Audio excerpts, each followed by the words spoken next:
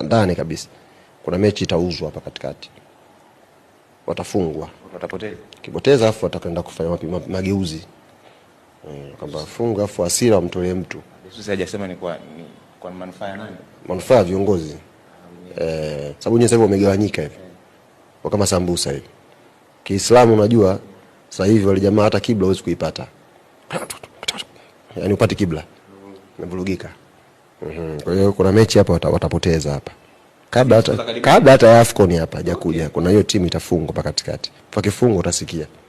Sema sasa uzuri taarifa nyingine kule amejipanga na yeye.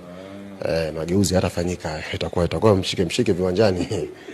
Subirini. Mshike. Viwanjani nakuja hivi. Nakupa ile exclusive ya jasusi.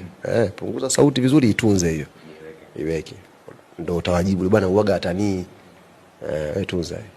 Bwana hiyo mimi nimeitunza. Hiyo itunze hii. Katikati hapa. Siku sio nyingi hapa katikati before AFCON. Utasikia. Pango jasusi kaniambia na kaniambia useme. Subiri.